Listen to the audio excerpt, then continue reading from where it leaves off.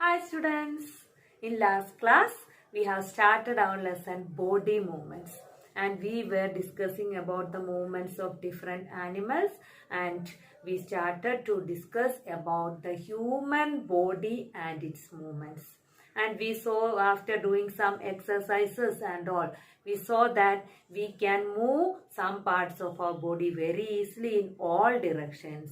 Some parts we can move only in some directions and some parts of our body we can't move also.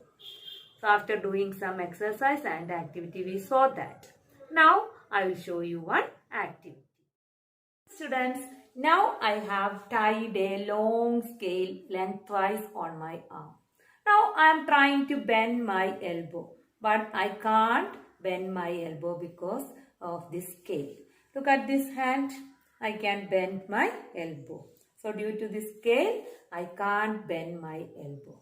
So like this scale, if our arm was having a single bone from our shoulder to wrist, what happens? We would not be able to bend our arm at the elbow. That means it is not a single bone from here to here. Some bones are joined together at our elbow. That is why we are able to bend our arm. So what do you understand from that activity? If it was a single bone from here to here, we would not be able to bend our arm. So here we can see there are two bones in this part. The two bones end in our elbow. And from our shoulder to elbow, there is another bone. So the bone from this shoulder to elbow, that ends here and it is joined to the bones from our wrist region to our elbow. So here bones are joined. In this part you can see two bones are there and that two bones are joined to the bone that comes from our shoulder to the elbow. So the different bones are joined together in our elbow. That's why we are able to bend our elbow. Or in our body there are so many bones are there and the bones are joined together. Different bones are joined together in different parts of our body. And we can move that places where the bones are joined together. For example, if you take one finger, you can bend this finger in this part. That means there is one bone here and from here to here there is another bone. Both bones are joined here. That's why we are able to bend this region.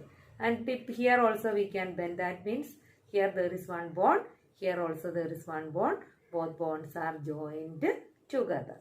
So wherever the bones are joined together, in that part we can move that part.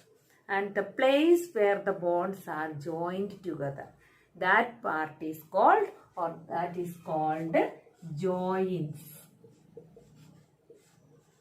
So what are joints? Joints are the places where two bones are joined together. So wherever the bones joined together, that place is called joint. Okay. And if you touch different parts, you can feel this hard part. That hard structure is our bone. So we can finger and all you can feel. If you press, you can feel there are bones. So the bones are joined together in different places. Okay. So when we look at our movements, we can see some parts we can move in all directions. Some parts we can move only in some particular directions and all. That means the joints are different in different parts. So there are different types of joints in our body. Some types of joints help us to move that part in all directions. Some type of joints help that part to move only in a particular direction. So that means there are different types of joints in our body and the different types of joints help us to move different parts of our body or to show different types of movements in our body. So there are different types of movements in our body. So now we can learn about the different types of joints in our body. Okay. So first we can begin with ball and socket joint. So first today we can learn about ball and socket joint.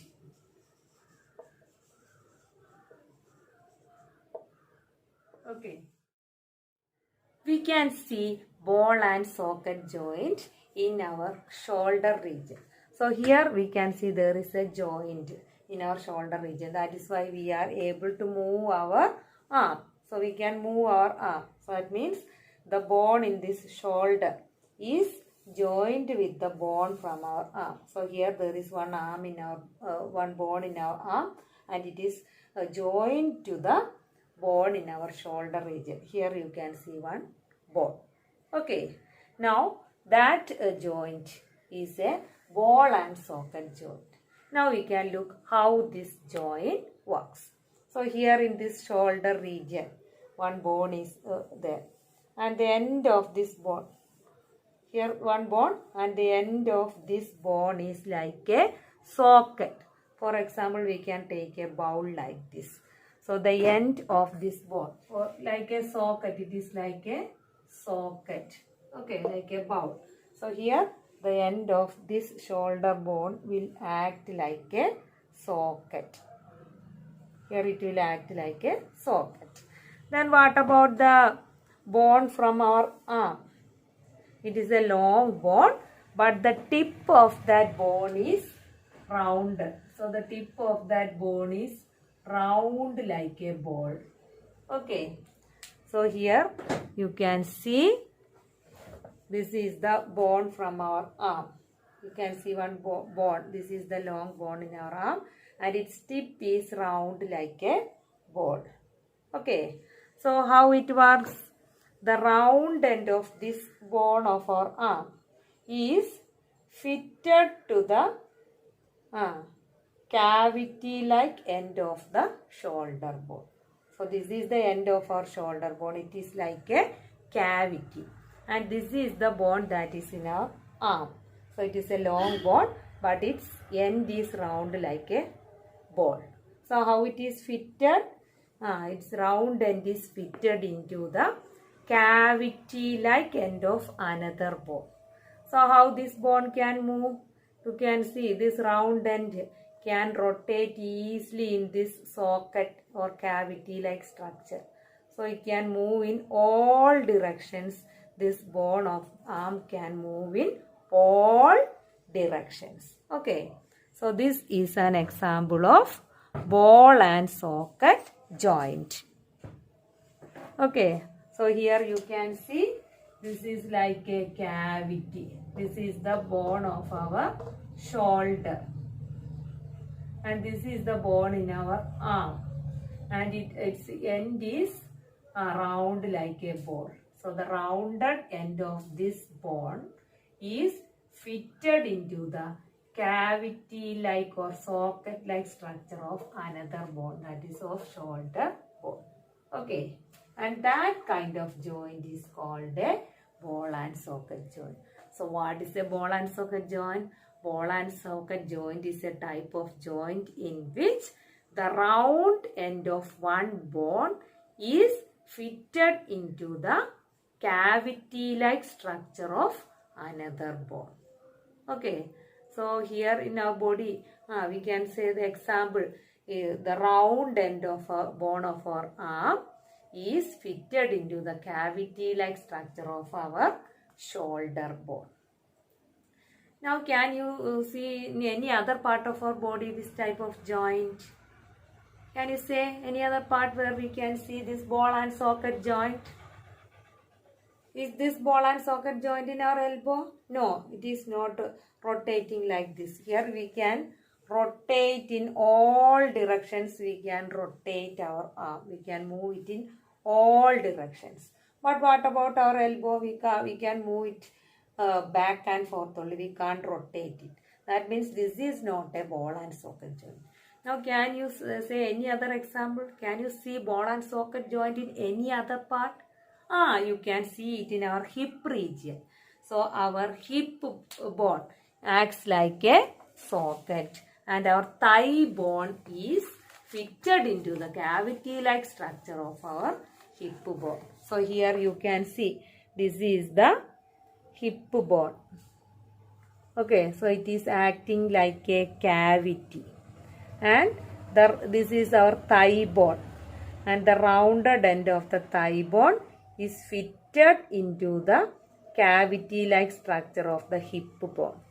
So the joint between the hip bone and thigh bone, which is that joint is also ball and socket joint. Okay, and what about the movement?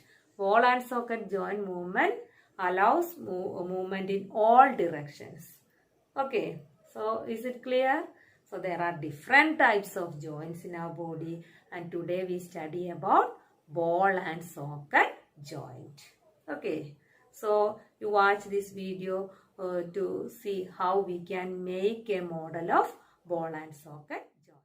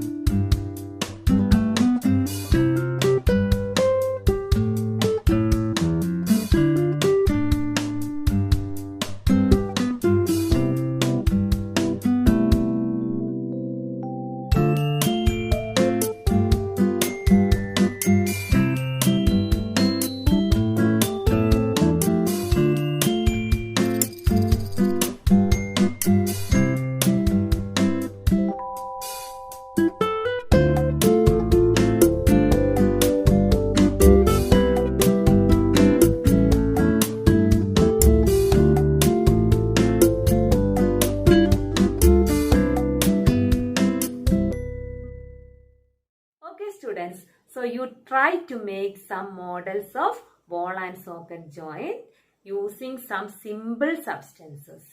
Okay, now so today we study about ball and socket joint. So ball and socket joint help us to move our body parts in all directions. So this joint allow us movement in all directions. And where we can see it? We can see it in between our shoulder bone and bone of our arm, and also between our hip bone and thigh bone. Okay, and it helps movement in all directions. And about other joints, we can study in next class. Okay, bye.